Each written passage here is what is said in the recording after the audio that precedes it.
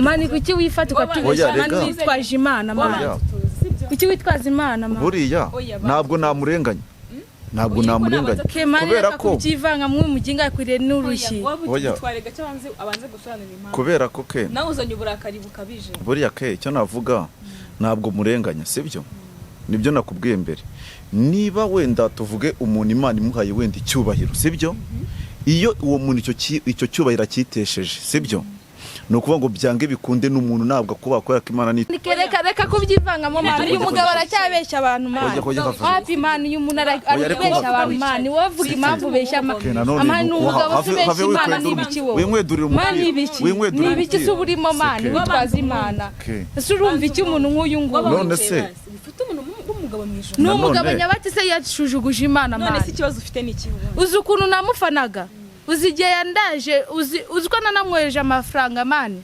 amafaranga yigwa mutera inkunga nzuko ari pasteur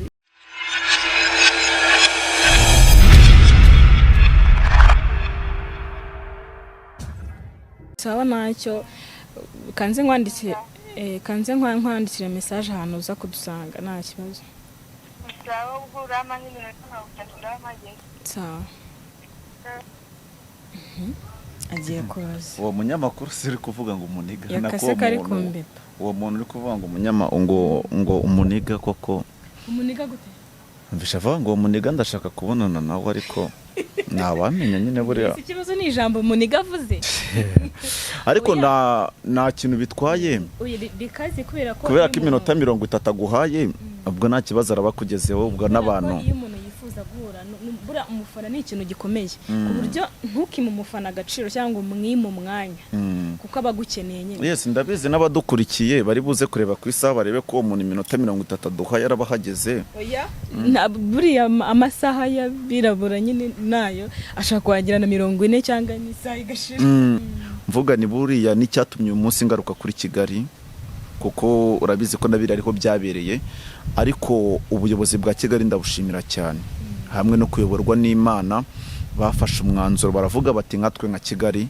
tugomba gukora none ibintu bizima biri ku murongo hatarimo ibintu byo kubeshya abanyarwanda cyangwa se abantu bari mu bice bitandukanye bituye isi Kigali ntabwo nabura kwishimira navuga ngo muri iyi minsi nimwe mu social media navuga ngo asigaye akora ibintu bizima kandi biri ku murongo ni ukuvuga ngo ubundi gukora neza koko twe dukora kubera abantu dukora kubera abafana bacu abakunzi bacu iyo umukunzi wacu yifuje ikintu cyangwa atagishaka turakireka tugakora icyo ashaka kuko nibo dukorera dukoze ntibashime urumva nta kintu twadukorera niyo mpamvu rero twahise dufata umurongo umwe turavuga tuti dukora ibyo abafana bacu bashaka tubazanira umuntu bashaka tubakorera icyo bashaka kugira ngo dukomeze twese dukore kandi nabo bishimira ibiganiro byacu nje buriya umunsi banyibaga nahamagawe n'abanyamakuru batandukanye ba gospel harimo iyobokamana harimo n'izindi zitandukanye ariko ndavuga ni gute ko nabonye Kigali sigaye ikora ibintu bizima no kubera iki nabahamagara kugira ngo baze bangore ubuvugizi nabikoze mbizi neza yuko abantu bashobora kutanyizera cyangwa ngo bizere Kigali ariko ndavuga ni kuko nje mu mutima wanjye mbizi neza ko Kigali ibintu nayisigaye ikora ari ibintu bizima ndavuga ni mpamvu yo kutabahamagara kizavamo ikitazavamo ntacyo bitwaye kizarurire ariko gusa Imana ishimwe cyane kuba yaremeye ko kuri kujya ku mugaragaro abantu bigasa nkaho nabo basobanukirwa ariko nanone ikongera igasubiza ibintu ku murongo ibyo ntabwo nabura kubishimira Imana wenda reka twiganya tugitegereje ko uriya musista hagera akazi bimeze bite akazi gashyashya nyine usigaye ufite usigaye uri umunyamakuru felicitation no kuvuga ngo ako kazi k'ubunyamakuru mfite navuga ngo ni hahandi nyine byanga kubera ko byanga gute mu buriya tuvuge nimba nari mfite abo bantu banshyigikiye bavuga bati Jado turagushyigikiye kandi tukuri hafi amakosa yamara kuba bakavuga bati kubw'ikosa Jado akoze ntabwo twakongera kumwizera ariko Imana yo kuko ariyo yamamagaye ikamamagara icyo gihe mfite ijambo ry'Imana ryo mfite ryo kubwiriza, ariko najya muri social media nkahura no mu bishop bimaze n'igihe, uwo mu bishop agafata umwanzuro wo kugira guti yafashe umwanzuro wo kumbwira ati korera muri uyu murongo, kuko aribwo nari nyimara kwinjira mu bintu bya social media nsanga ko ahantu nabwirije ijambo ry'Imana rya nyaryo na ahantu bigeze banumira, njya muri uwo murongo wo kuhanura ubwo buhanuzi. Yes, ubwo urimo urumva rero niba naratanze ubwo buhanuzi bumeze gutyo, abantu bahise bavuga bati Jado ntabwo twa tuzi kuteye gutyo, urumva. Ariko muri aka kanya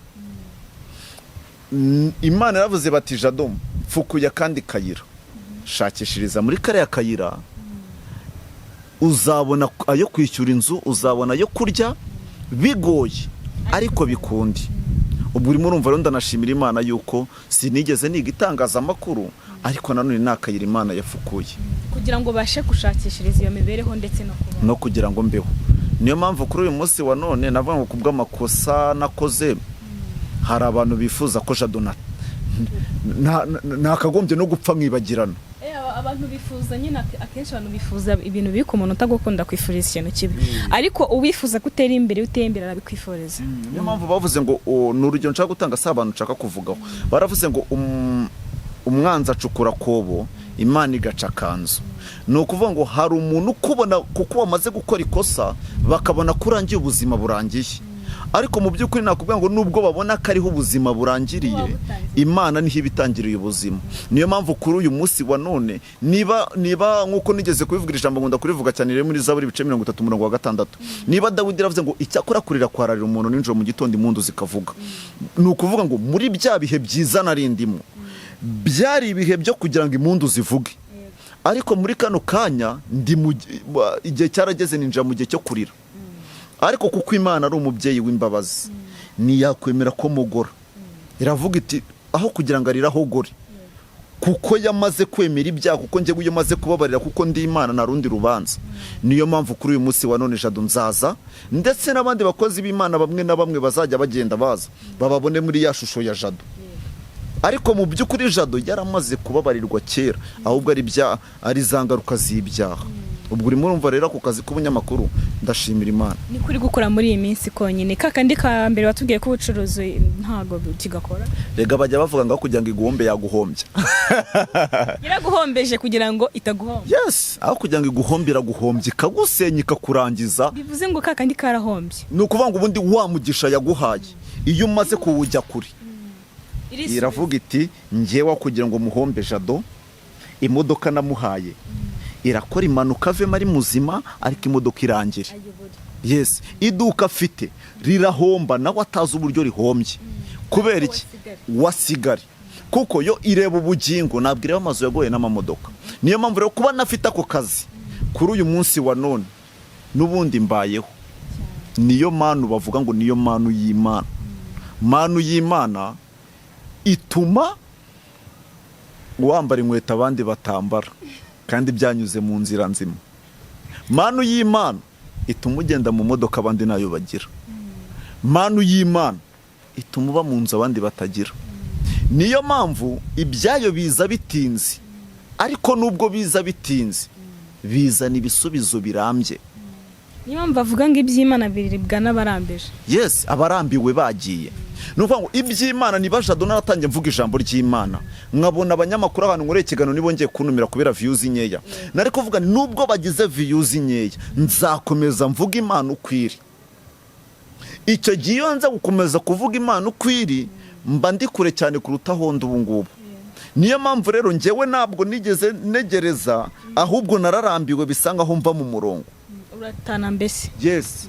Niyo mpamvu abo twatangiriye rimwe kuri uyu munsi wa none n'abavuga butumwa international. Bafite amamodoka, bafite amazu. Wowe ukiraho ujandajana. Yes. Uwo ni umugisha urambye. Ariko nje nabonye umugisha w'igihe gito, wihuse, urangira vuba. Kugeza ubwo njyewe numva ko ubuzima bwarangiye, kuko natakaje Imana kandi nkatakaza abantu. Ariko kuri umerutse gukora ikiganiro mbwira abantu, ndabwira ni nubwo ari amakosa yabaye, Jado kugira ngo mvuye ngiye kongera gukora mu murongo wo gutwika, nzemera napfa, nakwicwa n'inzara, nakwicwa n'ibibazo, ntacyo, ariko byibuze nzavuga n'Imana ubugingo bwanjye bifite mu biganza byawe. amen. Jado riko kujya gusenga ryari mu rusengero? No kuvuga ngo no ku cyumweru navuyeyo nasengeye adeperi Karama, naherekeje korari yitwa Sayuni ya adeperi cya hafi. Uvuze urusengero nyumutse ko cyagiye bakwibye baragiye gusenga nijoro? Nayo nagiye mu masengesho. Rega buri iyo umaze kugaruka mu murongo w'Imana nubundi hari ibyikubitira kuri, ikabikubitira kure bitari byakugera hafi. Hari ijambo wigize kuvuga muri ya interview bakwibwira avuga uti ibi bibaye ni nagashikimana nagashimana kumisi kuko natandukiriye umurongo wayo. Rega buriya Imana yigukubise ntabwo ari kwagugukubita ngo genda ngo agashikarangwa, nuko ngo iyigukubise inzira agenda, imodoka iragenda, amafaranga aragenda, iduka riragenda, ubundi nuko Imana ikubita. Noneho yamara kujyana bya bindi byose wakuye muri wa murongo w'ubuhanuzi, ikati kubwa tungungiye kugutangiza bundi bushyashya. Utangira urara kuri sima rimwe na rimwe n'inzu, utangira aziro n'inzu mwe ntunayishyure bakagusohora, baranagusohora pe ukanarara hanze. Hari akantu nyibukije cyagihe turi kumwe ko wavuze ngo n'ukwezi kwaburaga iminsi nk'itanu ngo kurangire. Byaje kugenda bite nyuma? Waje kwishyura, waje kuraburizwa, wabyaje kugenda gute? Reka rero mungire icyo mbwira abantu, buri Imana ijya yigwatiriza. Hari icyo bita kwigwatiriza kw'Imana, igateza ikibazo ishaka igisubizo. Nukuvuga ngo nubwo inzu yari kuri 18, sibyo? Na n'uyu munsi wa none nyiri inzu na n'umunsi n'umwe ujya urengaho, ariko na n'uyu munsi wa none sindishyura. Guhera kuri 18? Guhera kuri 18 kugeza uyu munsi. Uzi ko kwezi gushize? Yes. Uri kumva ko kwezi kurimo?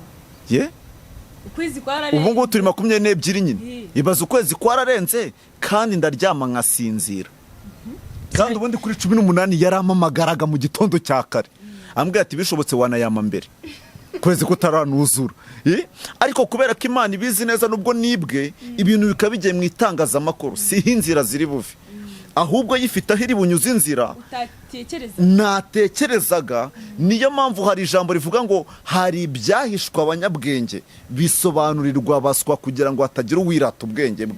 Nukuvuga ngo ibyo byabaye ni ibyahishwa abanyabwenge, ariko bisobanurirwa baswa kugira ngo abantu bamenye ko n'iyigihe cy'ukwezi cyagera cyo kwishyura, Imana ijya yigwatiriza wa muntu waguhamagaraga mu gitondo iminsi 3 ikarenga n'ikarenga, ikamujijisha ikamujijisha, ukaryama nk'akana kari muri beriso, ukaryama ugasinzira, ukongera ugasinzira, ukongera ugasinzira kubera imbaraga z'Imana. Muri iyi minsi ufite imbaraga nyine ku buryo aho randiro datashaka kwishyuza kandi uri mu nzu ye kandi bitajyaga binabaho, ufite gukora amasengesho cya muri iyi minsi. Rega Bibiliya iravuga ngo dushobozwa byose na Kristo duha imbaraga. Uwo ngo ni udushoboza. Kandi reka nkubwire, buri iyo Kristo yagukuyeho amaboko n'abanyamakuru bagukoreshaga interview, icyo gihe sibongera kugufata. Niyo bahamagaye bakubwira ko nabyo gutanga ufite, nta makuru ufite muri make, barakubwira bati se uratanga iki, urajya imbere y'abantu uvuga iki, kubera iki? Kubera ko nyine bamaze kugukuraho amaboko. Urwango iyo Imana yagukuye amaboko n'abantu bose gukuraho amaboko. Niyo mpamvu rero bita bisaba iki? Bita bisaba kwibuka ya nzira Yesu yavuze ko hari inzira ifunganye, ugomba kwikorera umusaraba ukayinyuramo, byakwanga byakunda. Niho wikorera umusaraba rero ukayinyuramo, abakurwanya bakakurwanya, abavuga bati turi abakozi b'Imana ariko Jado ntabwo Imana izongera kumugarura mu murongo, ariko Imana ikavuga ati Jado tuza, nzakugirira neza. Hari abakozi b'Imana benshi se bavuze bati Jado birarangiye, ariko gusa nanone sindenganya abo bakozi b'Imana. Nicyo gihe ni rya joro cyari cyageze. Yes, ni rya joro, amanywa ntabwo araza. Amanywa yaraje sinayakoresha neza, ubu ndi mu gicuku, igihe kizagera amanywa agaruke. Bivuze ngo tegereza, negereza amanywa. Hari indirimbo nibutse ngo ihanganira igicuku tegereza igitondo. Nukuvuga ngo uriya muririmbyi ajya kuvuga ngo ihanganira igicuku utegereza igitondo, ni nubundi ndihuzanira jambo nyine Dawidi yavuze muri Zaburi 30:6, cyakora warari kurira kwararira umuntu ninjoro mu gitondo impundu zikavuga. Niyo mpamvu rero nzarira muri icyo gitondo, nzarira muri icyo gicuku, mu gitondo nseke. Ni igihe abantu bazaba bamaze kubona cya cyizere cy'Imana cyagarutse, atari icyizere cya Jado, ahubwo icyizere cy'Imana cyagarutse kuri Jado. Icyo gihe nibwo bazavuga bati Jado na Kigali bagarutse mu murongo. kandi mu murongo bakeye bivuze ko buri muntu wese ahita asobanukirwa umurongo uba wajemo ndetse n'ibyo uba uri gukora muri ako kanya kandi bakaza cya cyizere rero gufitiye mbere cyagarutse. Rega buriya icyo nakubwira buriya uretse satani sibyo satani niwe wenyine utagira imbabazi urumva ku buryo rimwe na rimwe akwereka inzira ko ugomba kuyikoreramo ariko ukayikuramo inyungu nyinshi sibyo niryo rya jambo yigeze yabwira Yesu aramubwira ngo niba uri umwana w'Imana afatira ibuye urihindura umutsima abona ko Yesu nashaka gufatira iryo buye ngo arihindura umutsima ni inyungu y'igihe gitoya Yesu niyabikora Yesu yanze kubikora avuga ati reka ndabona ama sister amamagaye ashaka bahageze anda oui nabonye message yawe reba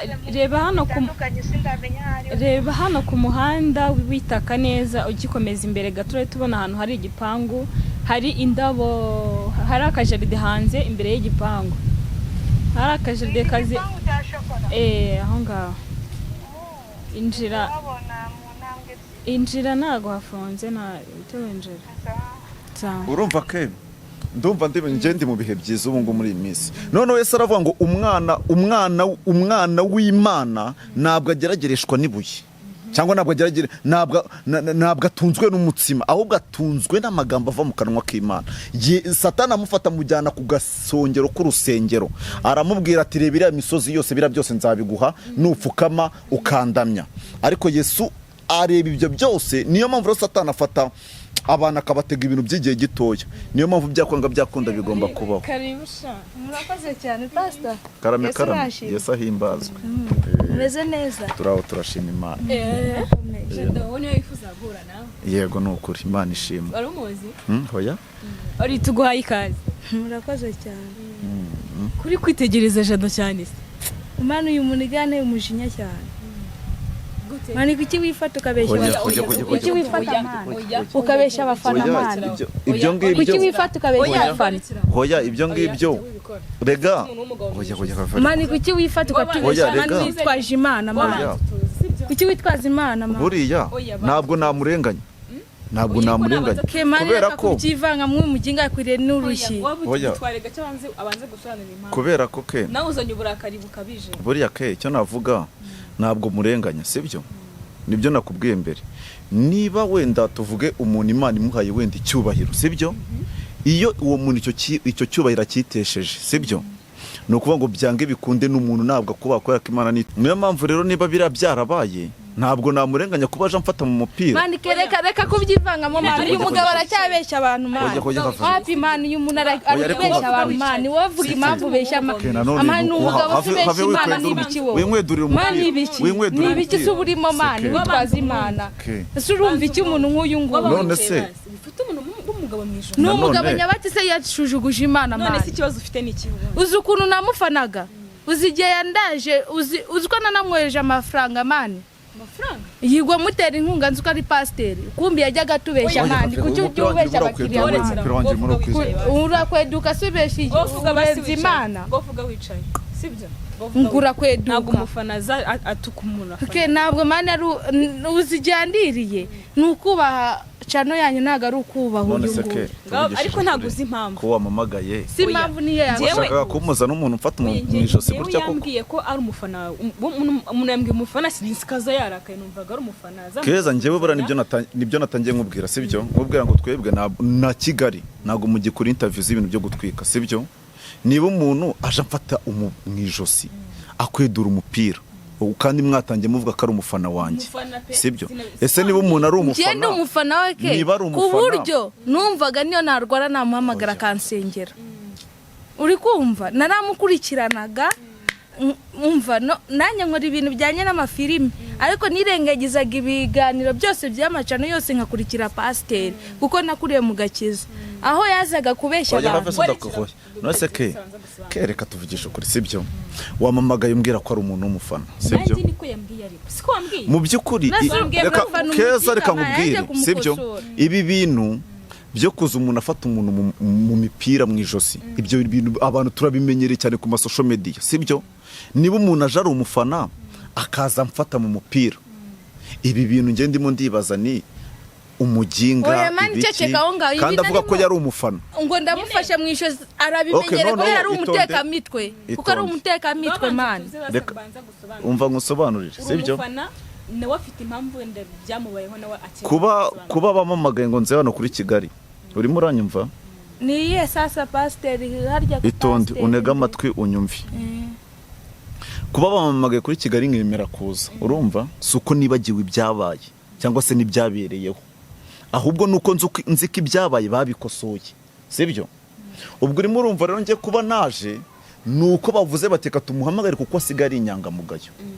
niyo mpamvu uyu munsi wa none nicaye aha ngaha icyo nshaka kukubwira ni iki rero ikibazo si amakosa yabayeho unyumve neza ahubwo ikibazo ni ukwanga kwemera amakosa n'intege nke nagize ndi umuntu none se niyo wakwemera amakosa wasaba imbabazi abantu bose ukabirangiza abantu bazakugarura icyizere kugeza ryari ikibazo si ugusaba imbabazi ahubwo ikibazo ni ukurambirwa gusaba imbabazi kuko simfite kurambirwa nase tukwizere ko kukorera Imana no kugira ngo wamwizera koko reka nkubwire sibyo nje natangiye nge nari umuvuga butumwa sibyo mbwiriza ijambo ry'Imana biza kugenda utese niba Paulo yaravuze ngo ntabwo turageza aho Satani atabasha kurasa imyambi niba naranesheje njewe umva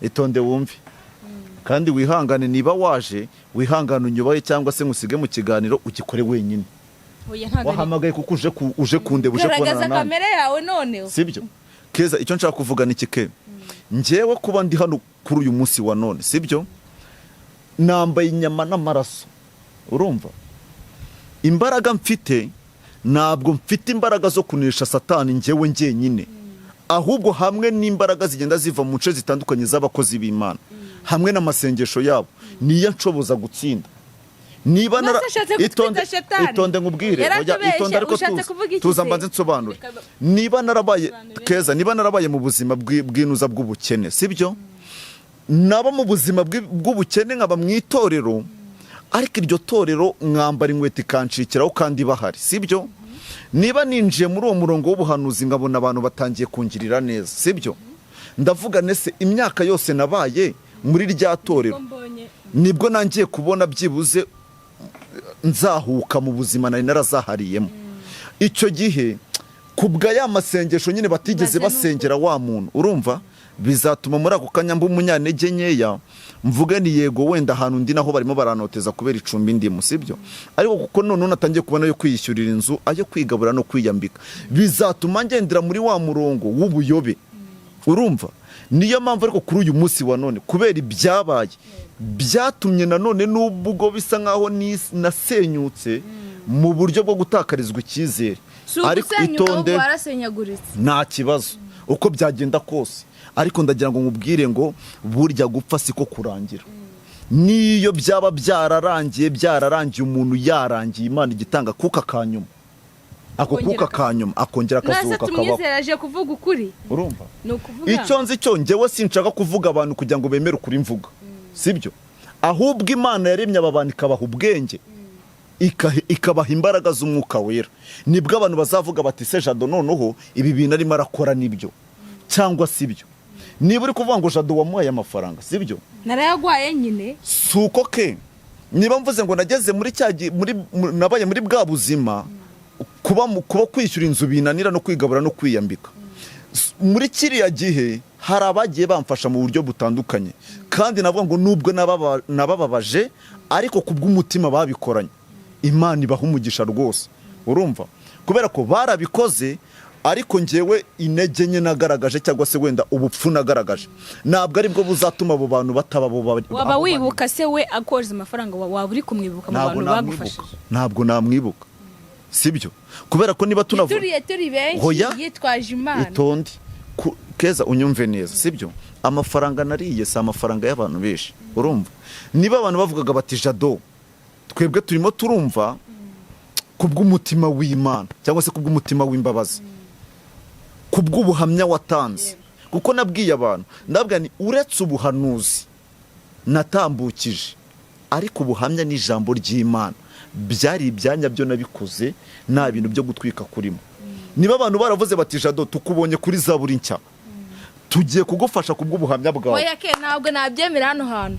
Niyahagarare asaba imbabazi abantu bamukurikira cyangwa bakurikira icano yanyu kuko arabangiriza izina nanjye yaranyangije mu mutima. Nasaba imbabazi, asaba imbabazi rwose. Yaratwangije ku buryo niyo tumubonye tuhita tugiserera. Ubwo icyo ushaka ni imbabazi. Ni imbabazi gusa nta kintu. Ukumva utuje, ukumva nasaba imbabazi kandi abikura ku mutima ntawe ari uburyi. Ibyo ndi by'uburyarya bavuga gutwika ntabwo mbishaka. Nasaba imbabazi tumenye ko ari umuntu wemeye Imana agasaba imbabazi. Uvuze ko ikintu cyakubabaje ari uko wanamufashije mu bamufashije ugereranyije wamufashije nk'amafaranga ngahe.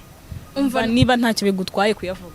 Umva uko mbireba muri icyo gihe nari mfite ubuzima butari bubi cyandi butari bwiza. Ariko nawe mu gihe ujye kuvuga imfashanyo wibuka ijambo rivuga ngo ukuboko kw'iburyo ni gutanga ukw'ibumoso ni kuzabira. Ni ukuvuga ntabwo narinjye kuyivuga. Ntacyo ngwaye umwanya.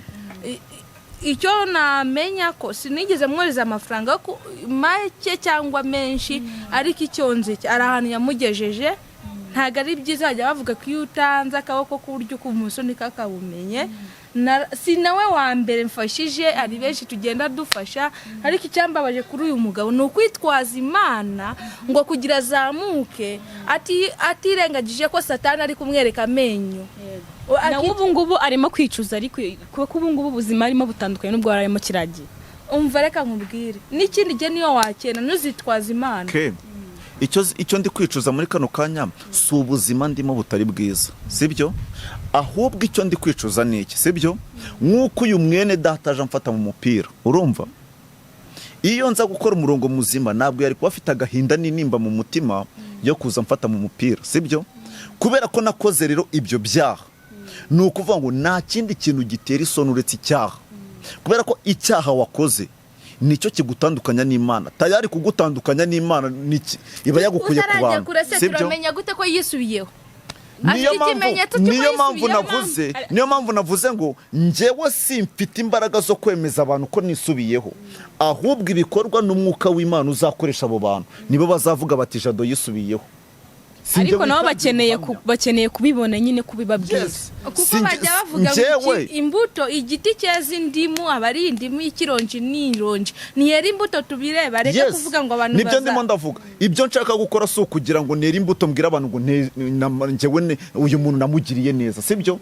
Ahubwo njyewe icyo nshaka njyewe ndimo ndashaka gusenga Imana by'ukuri, ahubwo Imana y'ubwayo ikazaba ari izanangira ubuhamya. Ariko kuri uyu munsi wa none nje navuga ngo nisubiye kandi sinabwo bwa mbere nsabye imbabazi mu bantu, kandi niyo narasabye imbabazi n'inshuro ya kabiri, urumva? Ariko kuri uyu munsi wa none kubw'ingaruka z'ibyaha, urumva, si cyo gitumye nsaba imbabazi, ahubwo ikitumye nsaba imbabazi ni iki? Nuko numva nshaka ubugingo. None sake ndi kumva avuga gusaba imbabazi nigeze mbona asaba imbabazi. Yasabye imbabazi kubera ko abadukurikiye barabizi ko nasabye imbabazi. Ariko no kuri uyu munsi wa none niba naje hano ndi muri iki kiganiro byange bikunde ko amwe mu magambo navuze na magambo yo guca bugufi kandi no gusaba imbabazi, mwemera amakosa nakoze, nkabwira abantu nkabwira ni mumbabarire kandi n'Imana imbabarire. Si imbabazi nsabye uyu munsi mera ho rero kuko nanjye ndi muri bamwe bagufasha. Yes. Si imbabazi nsabye uyu munsi kugira ngo ejo bazongere babone natwitse, ahubwo ni imbabazi mu myaka yose Jado asigaje yo kubaho, ku buryo bazavuga bati kuko Jado yarahindutse. Niba nawe rero nk'ukuzanye umujinya wo kumfata mu mupira, ntabwo naterwa isoni z'uko mfashe mu mupira, ahubwo nicyo gihe cyo guta agaciro kwanjye. Ntabwo nabura kumufata mu mupira kubera ko muri iki gihe uyoberwa ukurikire inde ukurikire nde, kuko tugeze mu gihe cya nyuma. None n'umuntu wizeye ko ajye kuguhereza ubwami bw'ijuru akwigisha ijambo ugasanga none arutwa na babandi bo hanze nawe ntacyazi ariko we yagusobanuriye byibura. Bibiliya ivuga ngo iki? Bibiliya iravuga ngo bene Kora, urumva, Biramu na Datani baragiye, urumva, bagera ahantu bisa nk'aho ari mu gikombe, barimo baragenda basanga imirambi imbere, urimo urumva? Byasobanuraga iki? Byasobanuraga ngo niba umwisiraheli agiye agasanga umurambi imbere ntabwo yemerewe gutambuka, agomba gusubira inyuma. Noneho bituma bo basenga ngo nuko Imana igusha imvura y'umuhindo itembana iyo mirambo. Bisobanuye iki? Urumva bisobanuye iki? Ni ukuvuga ngo mu bantu b'Imana hari abantu bameze nk'intumbi urumva ukabwiriza uri intumbi itonde njyewe simfite isoni kubw'ibyaha nakoze ukaririmba uri intumbi ugahanura uri intumbi icyo nshatse kuvuga niki icyo gihe nahanuraga ndi intumbi urimo urabyumva ariko byange bikunde kubw'imbabazi z'Imana iyo nabwiye igifata ya ntumbi buri y'intumbi ipfiriye kwa muganga n'intumbi yapfiriye mu rugo ntabwo ari zimwe kuko intumbi yapfiriye mu rugo iranuka ariko yapfuriye kwa muganga hari imiti bayitera kugira ngo isubirane itanuka niyo mpamvu rero uko intumbi bayitaho iri kwa muganga niko Imana yatumye Ezekiyeli yamuga ngo genda hari ahantu ari amagufa ari yapfuye ari amagufa arazuka abantu basubireho imibiri bongera babe bazima yes niyo mpamvu Imana rero yo ntabwo iterwa ubwoba n'izo ntumbi kubera ko izo ntumbi yo iziha ubuzima niyo mpamvu kuba narabaye intumbi abantu bakabona ko byarangiye ariko Imana igitanga ubuzima naramuca mu ijambo mbabarire cyane ikintu kimbabaza abakozi b'Imana muri iki gihe barakora ibyaha bitwaje ko Imana iri ku ntebe ibabarira kandi ntabwo muzi yuko umujinya w'Imana nibarimbukira muzagira mureke kwitwaza ijambo naba ikinda yazize ijambo yaba ibiki bizi ijambo ose uzitwaza ijambo buriya kuvanga ijambo n'abasinzi bararivuga nta utavuga ijambo cyangwa nta utavuga Imana n'umusinzi asindavuga Imana n'umusinzi asindavuga Imana ariko buriya iyo ukoze icyaha bwa mbere ukakihana n'ubwa kabiri ukakihana n'ubwa gatatu icyo gihe babyita kumenyera Imana si ugusaba imbabazi ni ukumenyera Imana urumva kuba naramenyereye Imana yica kandi igakiza ishyira ubuzima kandi igashyira ikuzimu iyo Mana ni Imana ikwiriye gutinwa urumva ariko muri kano kanya Imana yo ntabwo itewe ubwoba n'ibyaha Jado yakoze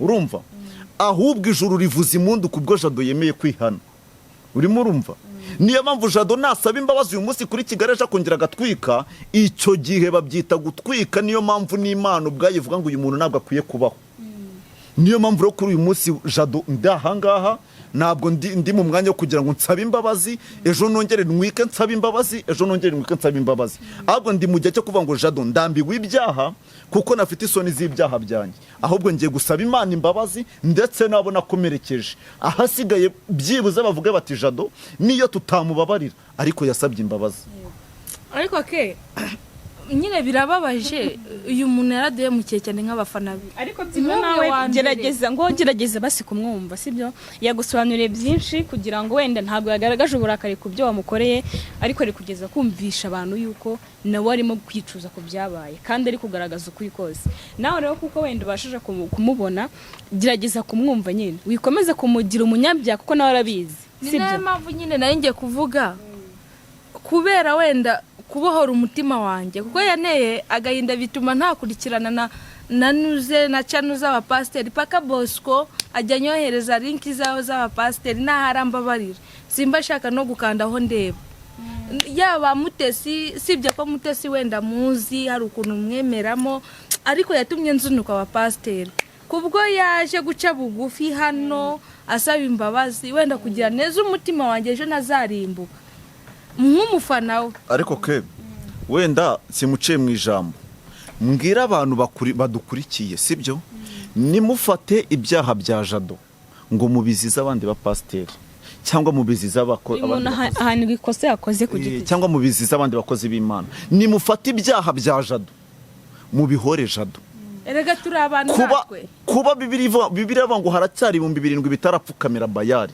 sibyo haracyari abakozi b'Imana bazima haracyari abahanuzi b'Imana bazima niba Jado yaraje ashaka izo ndamu nimufate Jado ngo mumugiranye n'abandi bakozi b'Imana abandi bakozi b'Imana ni bazima bakora ibintu bizima ahubwo nimufate amakosa ya Jado nimba mubona ko Jado kubw'amakosa yakoze arayo gupfa sibyo musenge muvuge ngo Mana kubw'icyifuzo dufite Jado mucyure byakwanga byakunda Imana yabikoze ariko abandi bakozi b'Imana navuga ngo bararengana pe byashoboka ko n'abadukurikira bagiye bakomeretswa n'abandi bakozi b'Imana ariko navuga ngo si bose ntabwo ari bose batazabona undi mukozi w'Imana kuri Kigali nigeze kureba sinzi umukobwa wigeze kuzanga mbona banditseho ngo dore Jado dundi Jado amakosa ya Jado ntabwo undi muntu yayazira yes niba tuvuga wenda umuturage umwe akoze ikosa mu gihugu ntabwo amakosa y'uwo muturage ajya ku baturage bose batuye igihugu sibyo ni amakosa agomba guhanirwa ubwo rero bifata abandi bakozi b'Imana ngo babashyire muri ya shusho yande ya Jado. Gaho ntacyo yakomeza akavuga. Nibyo navugaga nyine, kubera ko kuri iyi si duhura na byinshi bikadukura mu nzira y'Imana. Hari benshi iyo turi mu bigeragezo dufashwa n'amacano, iyo tubona umuntu abwiriza biraduhumuriza. Hari n'abantu baba hanze bareba cano kubera agahinda urimo, wareba uyu ngo ari kubwiriza ukumva urafashijwe pe, ukumva ko ubuzima bwawe bugenda neza. Ariko iyo agukomerekeje wumva ubabaye. Ariko kubwo ateye intambwe, nanjye nayo mufite umujinya cyane. N'abantu babonye nzana umujinya nabo barabizi ibintu yakoze. Ntabwo sibye ko niwanga gutanga imbabazi nawe utazazihabwa.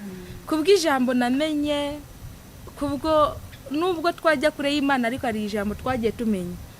Nge ngo imbabazi kubibera amandiko yanditse, nutanga imbabazi uzazihabwa, nubabarira nawe uzababarirwa, icyo uzakora uzagihembwa. Ndakubabariye Jado, ariko umenye ko wihindure. Dukeneye abakozi b'Imana, ureke kuza utwika noneho rya duke uryame kare, ndakwinginze. Oya no ukuri pe, urakoze kandi rya duke uryame kare. Hano hanze hari indaya zigukeneye, hari abajura bamukeneye, ari ibintu byinshi.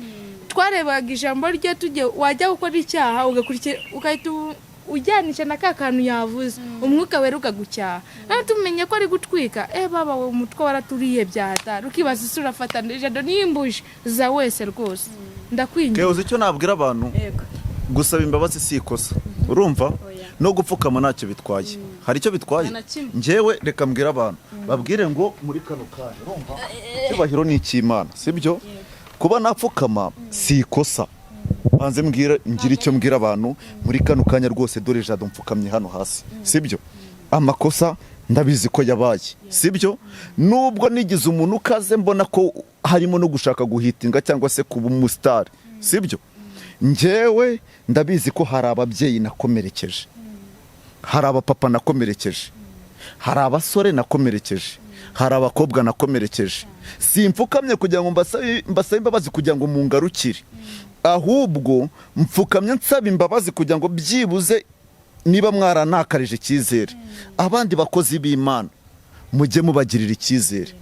Yes, kuko njyewe niba mumbonye kuri Kigali narakoze ari amarorerwa, mutazabona undi mukozi w'Imana uje kuri Kigali mukavuga muti ni nka Jado. Njyewe niyo mpamvu abakunzi bakunze Kigali, ibyabaye byarabaye, ariko kubw'amakosa yabaye si ngombwa kugira ngo muvuge ngo muretse Kigali kubera Jado, sibyo? Kuko Kigali ni ikinyamakuru gikurikirwa n'abantu benshi, ariko njyewe nshingiye ku bantu bafite uburakari bunaruta ubw'uyu muvandimwe.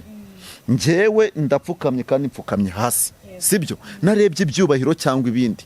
Njyewe navuga ngo bene data mwebwe mudukurikiye, mbasabye imbabazi. N'impamvu uyu munsi mfukamye hano imbere yanyu nuko nzi ko Kigali ikora ibintu bizima, urumva? Ibyo byo ndabigarukaho kandi cyane.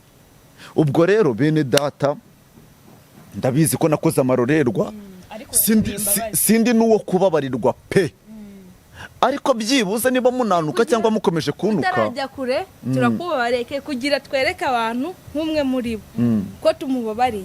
Nkanjye waje nk'umufana, simpagarara abandi, nje nihagarariye. Reka twicare hasi dusenga Imana, tuyishime ko waje, ariko twizere ko utari gutwika. Njyewe umva nkubwire, ibintu byo gutwika nzaho byangejeje. Kuba ndi hano kuri social media nuko nzi ko njya no gutwika natwikiye kuri social media. Umva tutarajya kure, reka dusenge dushime Uwiteka. Uwiteka Mana yacu, tuje imbere y'amaso yawe, tweze tubabariye ibyaha byacu, turabanyabyaha, tukunda kwitaka, tuyukunda kugambira ibyiza ibibi, shetani kadutanga imbere. Niyo mpamvu dusaba imbabazi Mana. Abanyabyaha bamenya aho dukorera ibyaha, nibamenya aho twihaniye. Dusabye imbabazi aho nagukoshereje. Reba umukozi w'Imana wawe Jado apfukamye hano asaba imbabazi abanyarwanda aho bari bose. Uwiteka Mana yacu, tubabarira tweze, udutunganye. Mumena amaraso wamennye ku musaraba, mumusuka amaraso Mana wamennyeho Dawidi, musuka amavuta wamennyeho Dawidi. Muyobore Uwiteka uwiteka Mana umurinde imitego ya Satani yose yakongera kugwamo mu izina rya Yesu Kristo umurinde gukunda amafaranga muhereze umwuka wera muhereze imbaraga muhereze Mana Roho Mutagatifu ajya muyobora data data twavuga byinshi bukira ariko uwiteka Mana urakoze ko yicaye hasi akumva ko yakoze icyaha ni benshi bakora ibyaha ntibisuzume ariko ushimwe ko yamenye icyaha yakoze turaje imbere ya twihana mu izina rya Yesu Kristo mubabarire tumusaba imbabazi mu izina rya Yesu Kristo amen. Imana ikumugisha kuba wemeye gukora rero icyo navuga ntabwo rega guhaguruka sina ngombwa ahubwo icyo navuga ni iki njyewe iri sengesho uyu muvandimwe atsengeye hari abantu bari banga umuntu yambaye amakositimu cyangwa ibindi sibyo iri sengesho baritandukanye na rya rindi nasenze cyagende guhanura ibinyoma sibyo ahubwo iri ngibi barifate nk'isengesho rya nyaryo kuko ni isengesho rigize icyo rimara mu buzima bwanjye ubwo rero abantu ndabizi neza wenda nabo gutukana nibazabura ariko gusa byange bikunde nuko nzi ko muri kano kanya ubwami bw'Imana ndimo ndabuharanira kandi na Kigali nayo ntabwo nabura kwishimira ubwo nacyo umwanya none wanyu urakoze cyane rero bakunzi bacu mubonye ibintu bibaye Jado baramusengeye nubwo nawe ari umukozi w'Imana ndashimira cyane Olive uburyo witwaye uburyo birangiye utwumvise uciye bugufi nubwo wazanye uburakari bwinshi ariko ko biri kose wumvise nk'umuntu shimiye Jado nawe uburyo witwaye imbere y'abantu basabye imbabazi biha mu buryo buhagije kubyo buri wese yabonye yuko uciye bugufi imbere y'abantu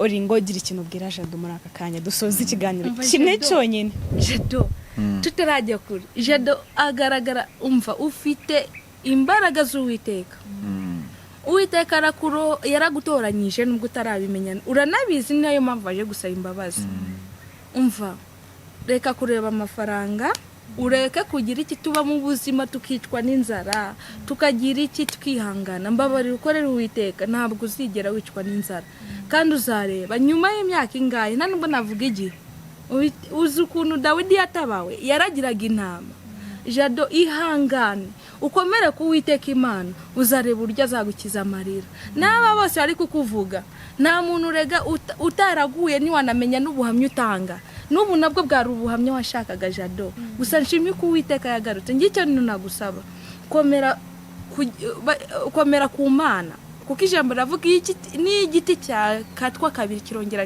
kigashibuka uri kumva Jado komera ku Mana kuko waje gusanga ibyo wari urimo nta kamaro bifite Uwiteka ngenda gukunda abafana turagukunda ufite umwuka wera komera ku Mana yawe nta kindi nakubwira Jado nawe gira ikintu ubwira abakunzi ujye n'ijambo ubwira Olive umufana wakubonye dusoza ikiganiro cyacu icyo navuga cyambere ndabanza nshimire Kigali 250 kubwo kumba hafi na cyagiye cyo kwibwa mukamba hafi kandi nganashimira ubuyobozi cyane cyane ndetse n'abanyamakuru ba Kigali 250 ikindi ngashimira abantu bagiye babana natwe muri bya bihe byiza nanone ariko mu bindi bihe bibi uko babonaga ko ibintu ari ibyanyabyo ariko nanone ari ibintu navuga ngo by'ibinyoma ariko nganashimira kuri uyu munsi wa none by'umwihariko abantu bafite imitima y'imbabazi bemeye kubabarira Jado ndetse bakababarira Kigali 250 kandi nkanashimira Olive yego nkanamushimira cyane nubwo aje amfata mu mipira ariko n'uburakari kandi n'umujinya kandi ibyo yakoze nibyo yes yaratarasobanukirwa kandi nibyo koko umujinya hari nabandi benshi bafite imijinya ku buryo hari n'uwaza kankubita urushyi sibyo ariko ndamushimira by'umwihariko no kubwisengesho asenze ndihaye agaciro kandi navuga ngo kuba yarangira ikizere akavuga ngo Jado ndamukunze nk'umufana wa Kristo sibyo ndamushimira cyane Imana imuhumugisha cyane Reka mbashimire mwese kuba mwemeye kwitanga mukaduha no mwanya shimira abakunzi ba Kigali 250 wo gukora subscribe naho tayikora ngira ngo kora subscribe share na comment ku biganiro byacu wifuje kwamamaza wajya utubwira tukagufasha kuri nimero zacu ziri kuri channel yacu hasi muhita muzibona ariko hari akantu njya nibagirwa njya nibagirwa kuvuga Instagram yanjye reka nyibibutse kuko yarahindutse narahinduye Instagram yanjye ni KEZA official 250 KEZA official 250 wifuje n'ubundi kunsura kuri Instagram yanjye waza ni karibu hariho video nyinshi zitandukanye reka wenda mbankanyije no kuko mba mbizi ko ari abankurikirana bambuze kuko narahinduye nawe ushaka kuyivuga se Instagram se oya Instagram niba yihorere ahubwo bakurikire chaîne ya YouTube yitwa Afrohili TV ari nayo ikoraho reka bashimire rero cyane mbabwira ko ubutaha twifuza kugira ngo tubaganirize tuzongera tuba ndamuremera iki si nawe se yashaka kwivuga Instagram nanjye se ntabwo cyangwa baramuzi njye nanjye nyine udufilime nubwo mfite Instagram ariko ntabwo ari ingenzi navuga we ntabwo ari ngombwa kandi by'umwihariko tunashimira by'umwihariko cyane kameramani wa Kigali 250 kubw'amashusho meza akomeza gutambutsa murakoze cyane bakunzi bacu reka mbasezere babwira ko tuzasura ubutaha bye bye